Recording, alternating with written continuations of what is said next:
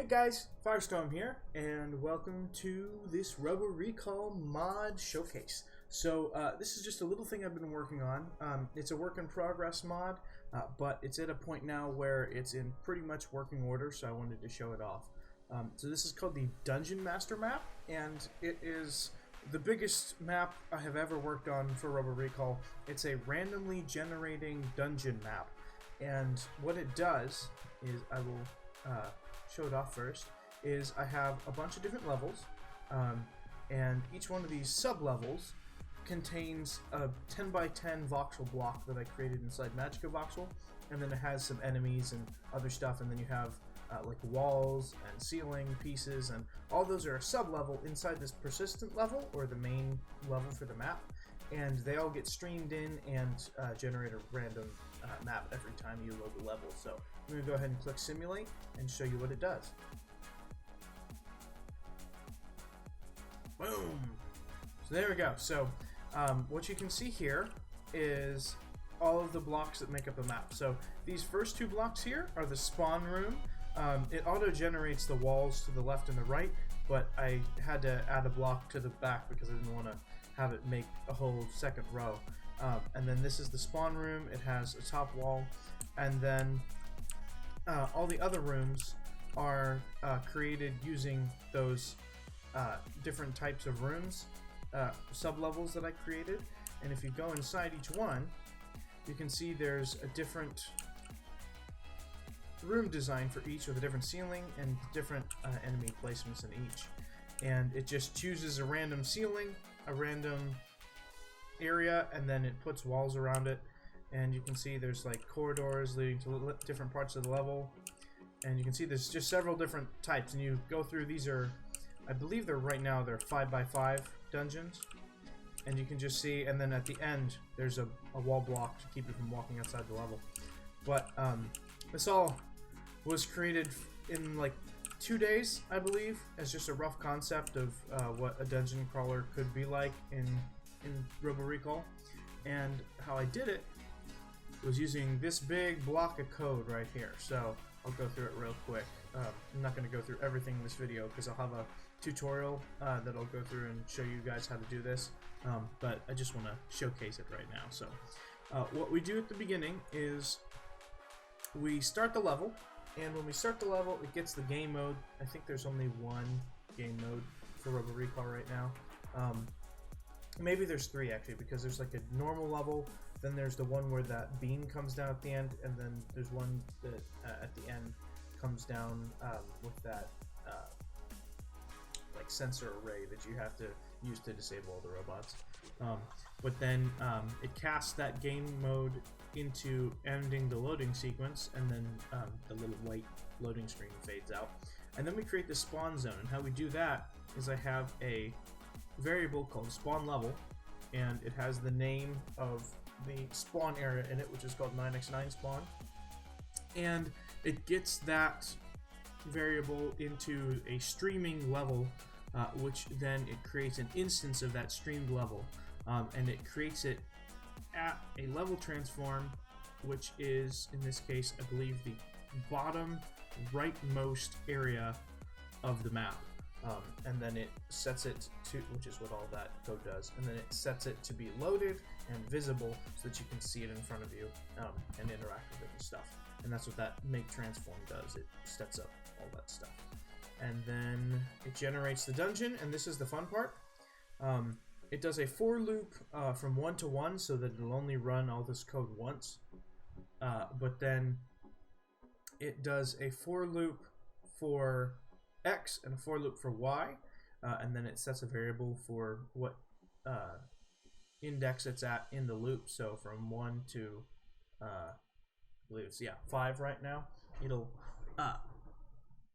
return that loop, and then each time it gets a separate section of the map, and it'll choose a random list from the streaming level names, which I have base map, which is just a blank map. I have the column map, which is that yellow map with the columns going up. The corridor map, which is just two hallways separate from each other. The health level, which isn't actually a health level right now, it's just like a kind of like a fountain looking thing. And then you have the ruins level, which is that red level I showed you before. And so it'll choose a random one from the length, which is the entire array, and it'll choose a random one, and that's what it'll get, and then it'll instantiate that level inside of my main level, giving it the transforms of whatever the integers are for the index of these loops times the tile size, which is 1920. That's the size of each individual map in space, and then the level size, which is how big and how wide and how long the entire dungeon should be in block size. And then it chooses a random integer, times it by 90, and then that is the rotation of the map. So you can have things that are, even though all my maps are symmetrical, it just rotates it 1 of 4 directions, so the enemies show up a little bit different places.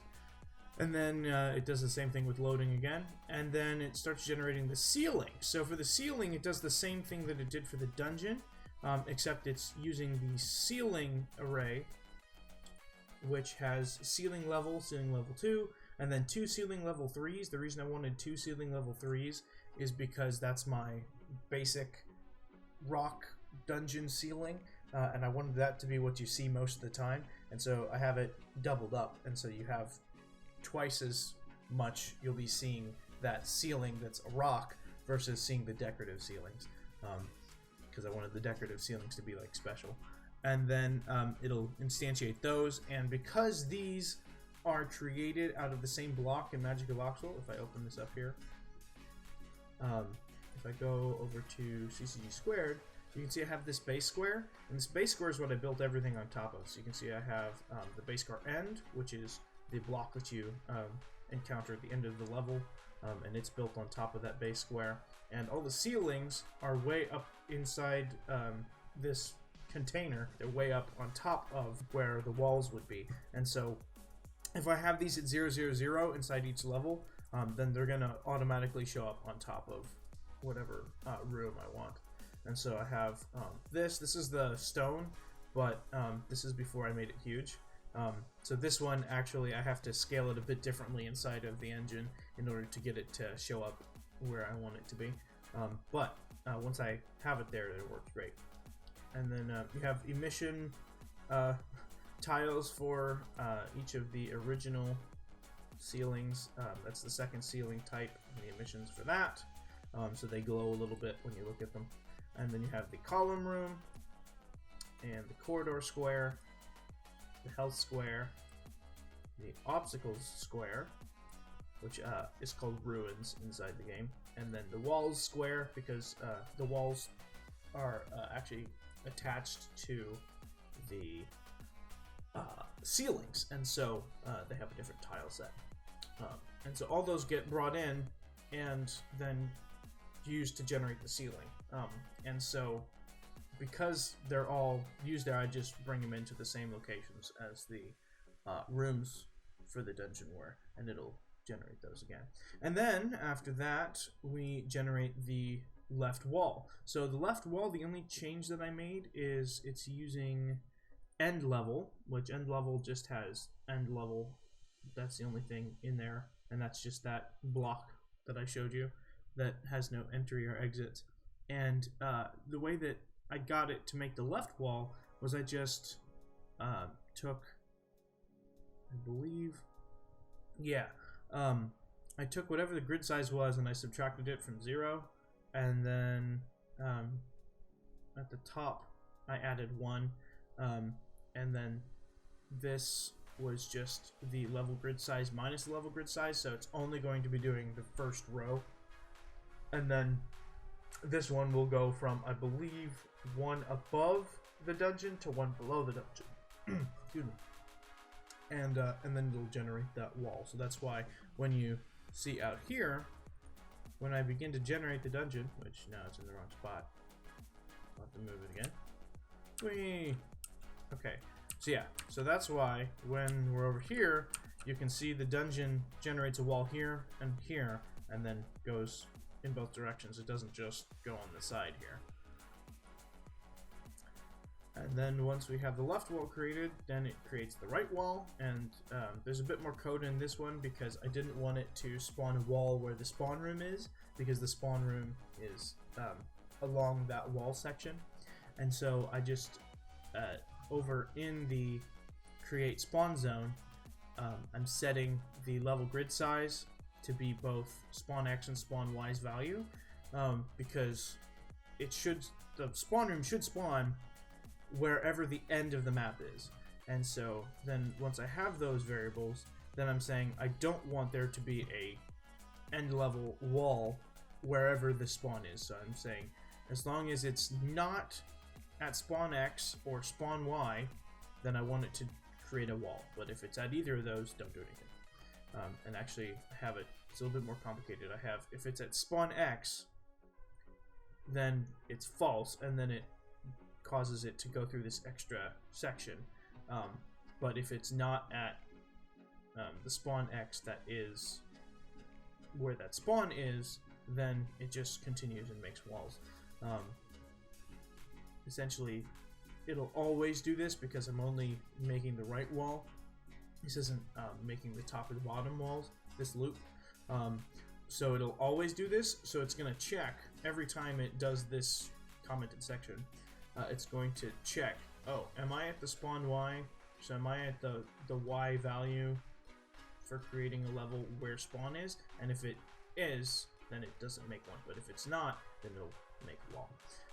And then we create the top wall, which I believe is just the same as the first one. It's just flipped around so that the negative is at the first index for the Y and the last index for Y instead of being on the X values, and then we still run the X values from the index of 1 to the end of the level, and that will make it so that when we run this,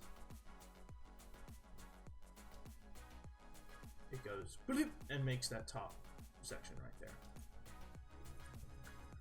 And then the final one is the opposite. So we want it to be, instead of, it still runs this, but instead of running from the negative, so you have the level grid size, which is 5 minus 5, so it's running at 0 to get that top section. In this one, it's actually doing the level grid size, which is 5 minus 1, so it sets it to 4, and then that's what it sets in there. And that will then make it do that one. And that's the end. That is the last section right now. I plan to add more code later, probably in each ceiling level, to have doors, so that you have to walk up to each door and shoot it with your gun, and then once it realizes that it's been hit by the base bullet class, then it will open the door and just let you go through and then close behind you. But for right now, that is the entire level. I also need to fix enemy spawning so that it only spawns the enemies once you're in each room, because right now it spawns all the enemies right away whenever the level gets spawned, and then, or streamed in, and then they all know where you are right away, because that's just how the nav works in this game. If they're on a nav layer with you, which is this, if I stop here, which is this big box, this big yellow, or I think it's the gray box actually, the gray box, it knows wherever you are inside of that, the radius, or the volume of that box. And so, because the entire level is streamed inside of this box, well, you can see it's like not even close to being small. Then, every time one of these is spawned in, it knows that you're right here or anywhere inside the level, and all the enemies just run to you.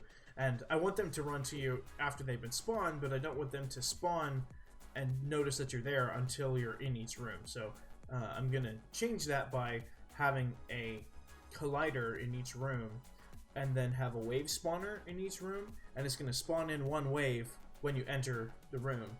And then probably lock you in each room until you defeat that wave, and then you can move on to each successive room. And then I'll have each room be completed after you defeat that wave or 2 waves or 3 waves, depending on the type of room. And then once you beat all of them, then it'll automatically reload you into a new level. So that is about it. I just wanted to show you guys what I've been working on for the past couple of days. And I hope you guys all have a great rest of the afternoon.